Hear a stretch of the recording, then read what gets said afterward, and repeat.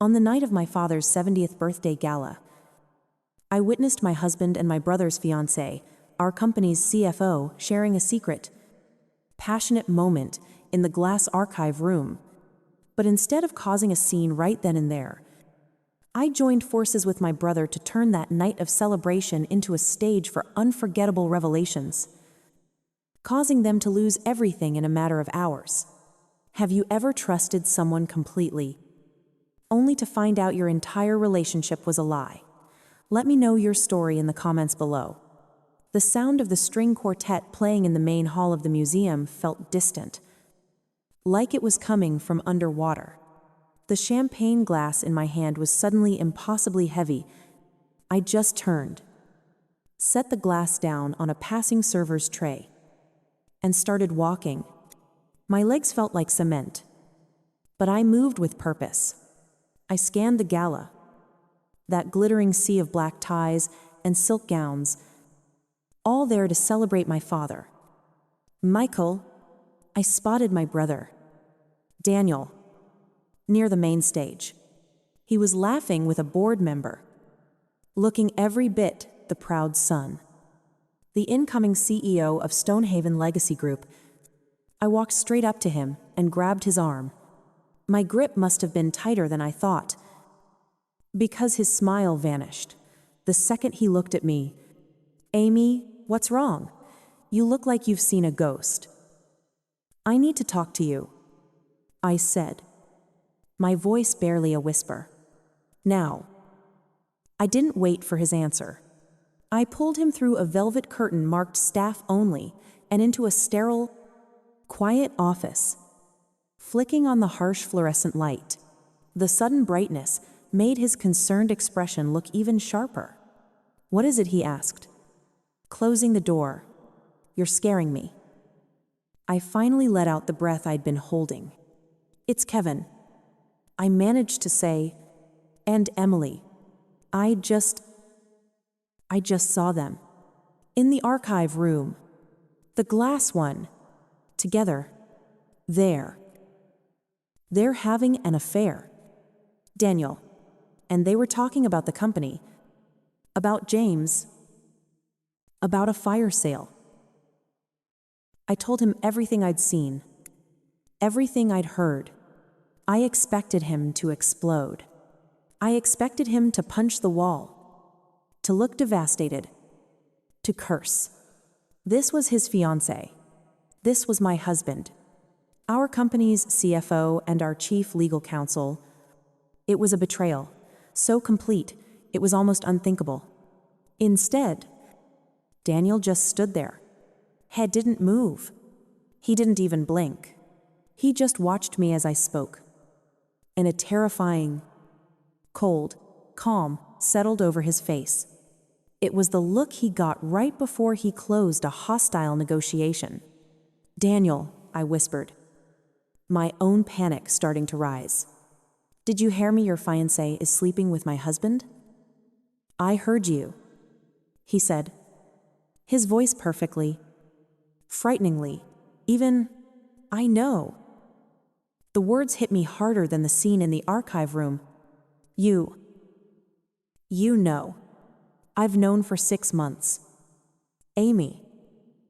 I stumbled back, leaning against the wall for support. 6 months? You've known your fiancé was cheating on you with my husband for 6 months. And you didn't tell me. It's bigger than an affair, he said, his voice dropping. It's so much bigger than that. I was waiting. I was planning. I didn't want you to be in the line of fire until I was ready. I'm sorry. Amy, I am so sorry you had to find out like this. Planning what I demanded. My voice shaking. Daniel, what is going on? He glanced at his watch. Dad's speech is almost over. I'm on in 30 minutes. He looked me straight in the eyes.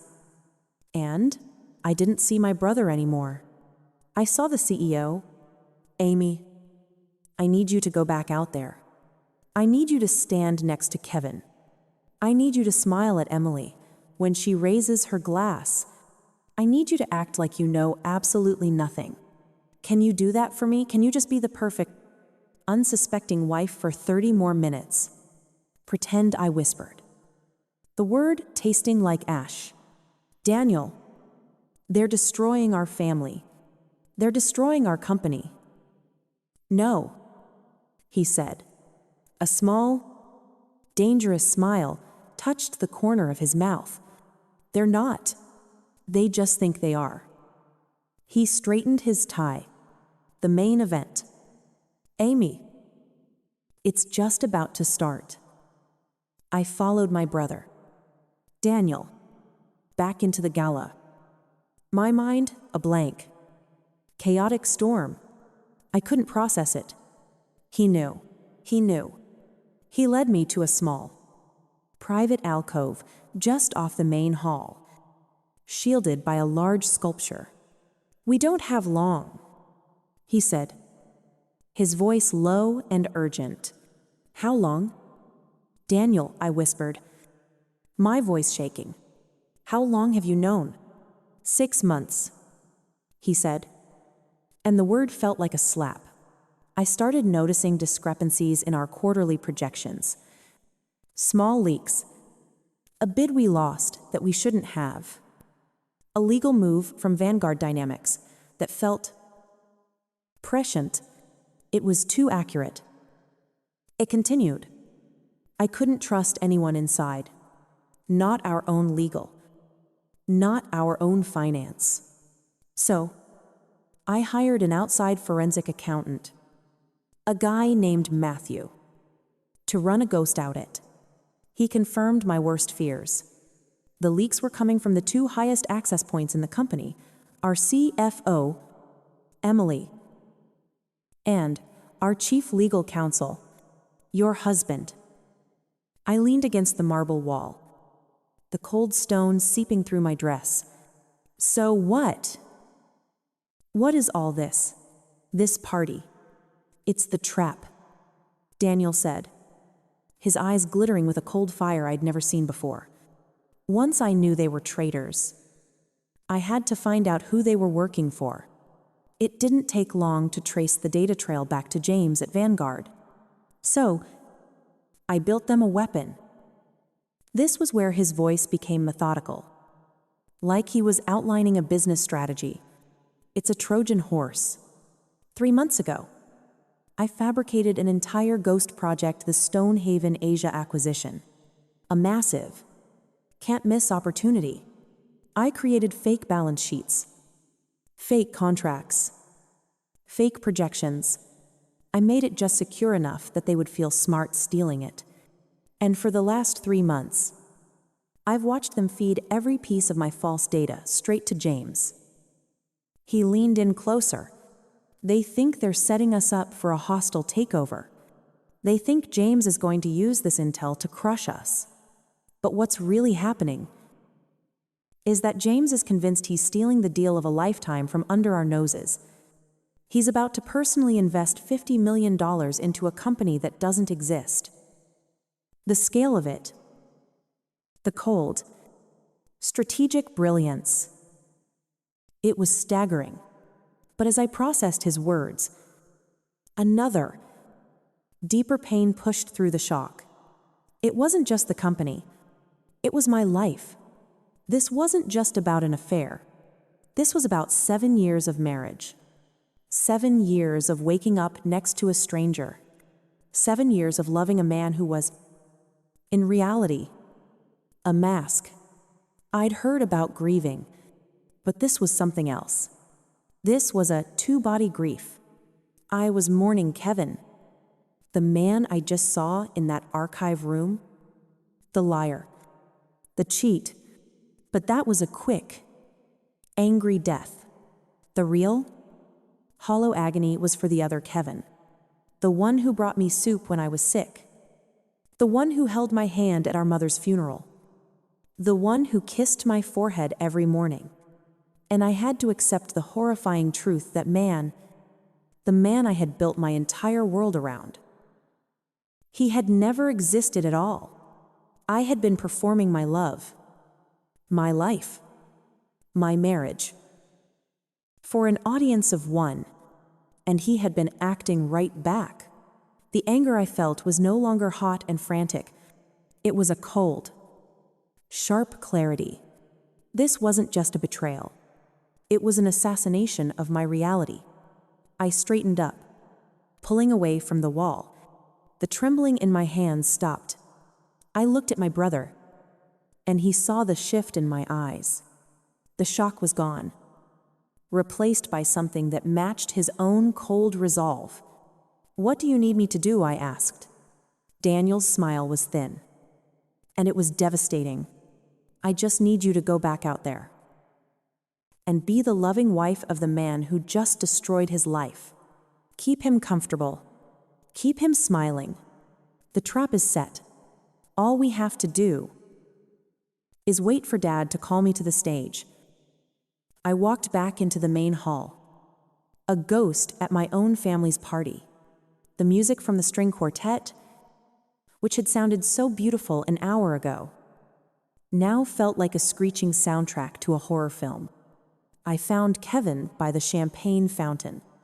He was laughing, schmoozing with one of our board members. He saw me, and his face lit up with that perfect, practiced smile, the one I used to think was just for me.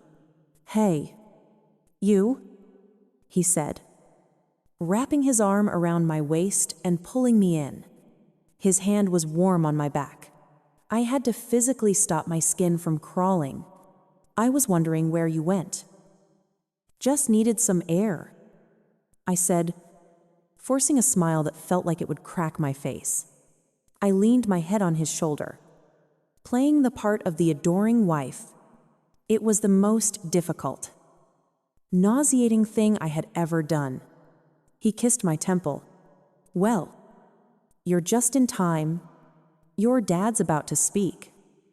As if on cue, the music softened. My father, Michael, a man of 70, who looked 50, stepped up to the small stage. The entire museum, hundreds of our family, friends, and colleagues, went silent. He gave a beautiful speech. He talked about starting Stonehaven Legacy Group from nothing. He talked about integrity, about loyalty, about how his greatest achievement wasn't the business, but his family. "I am so proud," he said, his voice thick with emotion, "to have had my children by my side, my daughter, Amy, our marketing genius." He smiled at me, and I felt a fresh wave of sickness. "And my son, Daniel." He raised his glass. "It is my greatest honor to not just retire, but to pass this legacy on. Please join me in welcoming the new CEO of Stonehaven." "My son, Daniel." The room erupted in applause. I clapped until my hands stung. Beside me, Kevin and Emily were clapping the loudest, beaming at each other over my head. They looked so proud, so victorious. They thought this was it. They thought the old man was out, and their plan was finally in motion. Daniel walked onto the stage, hugging our father. He looked calm, confident, every bit the leader. He tapped the microphone. "Thank you, Dad, for everything." He smiled warmly at the crowd. "Thanked all of you for being here. My father built this company on one principle: trust. It's the foundation of everything we do." He paused, and the warmth vanished. "But to build a strong future," he said, his voice dropping, "we must first clear out the rot from the present." A nervous quiet fell over the room. I saw Kevin's smile twitch. "As many of our board members and partners know," Daniel continued, "we've been aggressively pursuing a major acquisition in Asia. A game-changing deal." He paused again. "Tonight, I am here to tell you that project was a complete and total lie. The gasp from the crowd was audible. I saw my father grip the podium, his knuckles white. Daniel clicked a remote, the giant screen behind him, which had been showing a happy 70th montage, flickered to life. It showed a data flow chart. It was a lie. Daniel said, his voice like steel, designed to catch a rat. Or, in this case, two of them. It was a Trojan horse, and they took the bait. The chart on the screen was undeniable. It showed a data stream leaving a secure server routed through an external IP, and ending at a server bank registered to Vanguard Dynamics. For 6 months, Daniel said, our company's most sensitive data has been systematically stolen by the two people we trusted the most. He looked directly at Emily, his fiancée, our CFO, who cooked the books to make the fake project look real. Then, he looked at Kevin, my husband, and our chief legal counsel, who packaged that data and delivered it to our greatest competitor. Emily was chalk white. Kevin looked like he'd been punched, but I didn't just want to know how. Daniel said, I wanted to know why. He clicked the remote again. This time, it wasn't a visual. It was audio. Their audio. From the archive room, Emily's voice filled the silent museum. Once Michael's out, we move on the fire sale. Then Kevin's. James will own this place in 6 months, and we'll be running it. It was all there. The affair, the conspiracy, the betrayal. My father looked like he was going to collapse. Kevin and Emily were frozen. Two statues of shame in the spotlight. They were sloppy. Daniel continued, his voice void of all emotion. But their new boss, James, was greedy. He was so desperate to steal our fake project that, as of 90 minutes ago, he completed a wire transfer of $50 million, not to a legitimate acquisition, but to a shell corporation I set up 2 months ago in the Cayman Islands. The entire room seemed to explode in murmurs. Daniel let that hang in the air for a moment. So, I'd like to thank them. Not only have they exposed themselves, but they've just personally funded Stonehaven's next real acquisition. As for the two of them, he looked past them, toward the entrance. Security will escort you out. You are fired, and you will be hearing from our new legal team in the morning. I watched, numb, as 2 uniformed guards walked calmly through the crowd. Kevin finally looked at me, his eyes wide with panic. With a desperate, pleading look, I just stared back. I felt nothing. The man I loved was a ghost. The man standing in front of me was a criminal. I didn't say a word. I just watched as they were quietly, professionally, and irreversibly walked out of my life. 3 years passed. I healed. I built a new, quiet life in Aspen with Matthew, the forensic accountant who had helped uncover the truth. My divorce was swift. Kevin and Emily disappeared under the weight of their own lawsuits. Our company, Stonehaven, thrived. I truly believed the story was over. I was wrong. It was just the prologue. Last month, my adoptive mother, Jennifer, passed away. She was the only mother I'd ever known. Her lawyer gave me a key to a safe deposit box. Inside, there wasn't jewelry, just a thick, sealed letter. That night, with Daniel and Matthew by my side, I read it. My hands trembled. My dearest children. It began. You are not my children by birth. The letter revealed the truth. We were adopted. Our biological mother, Linda, was Jennifer's best friend. 30 years ago, she and our father died in a car accident, an accident she was convinced was murder. Linda had been about to expose her business partner for massive fraud. She made Jennifer promise to take us, change our names, and run. Who was the partner? Daniel's voice was raw. I scanned the last page. My blood ran cold. The man she was going to expose was her partner at the firm, a young, ruthless executive named James of Vanguard Dynamics. The same man. The man we had humiliated 3 years ago. It wasn't a business rivalry. It was history, looping back on itself. This wasn't about a company anymore. It was about murder. Daniel wanted to go to the police, but Matthew stopped him. You can't, he said calmly. Accuse a billionaire of a 30-year-old murder. He'll destroy every shred of evidence before lunch. We get one shot. It has to be perfect. His plan was brilliant. We'd use our $50 million fraud case to file for a secondary audit, giving us legal access to James's physical archives. 2 weeks later, while Daniel distracted his lawyers, Matthew and I were in a dusty warehouse, pulling 30-year-old ledgers. That night, Matthew laid them out. On one side, James's personal memos. On the other, the forged reports that bankrupted our parents. This is it, he said. His voice quiet.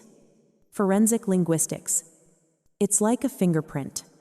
In his personal memos, James always misspells acquisition the same way. Now look at the forged report. He pointed. The exact same typo.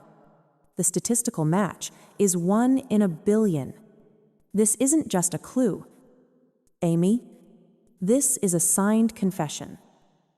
We arranged the final meeting in our boardroom. James walked in. Arrogant, thinking he was there to negotiate a settlement. All right. He sighed. What's the number? I just slid the 30-year-old ledger across the table. We're not here to talk about your company, James. We're here to talk about ours. Matthew stepped forward and calmly laid out the linguistic proof. The color drained from James's face. He kicked his lawyers out, his mask shattering. What do you want? He whispered. Scrambling. Money you want, Vanguard, it's yours. $1.2 billion, just name the number. I let him panic. I leaned forward. The only number that matters, James, is 30. 30 years you stole from us. The door opened. The detectives Matthew had been working with stepped in. James, the lead detective said, you are under arrest. The trial was swift. His empire collapsed. Last night, in Aspen, Matthew and I sat by the fire. I held a copy of that ledger, the ink that had signed my parents' death warrant, and I tossed it into the flames. We watched the past turn to ash. It wasn't about revenge anymore. It was about peace. And for the first time, I was free.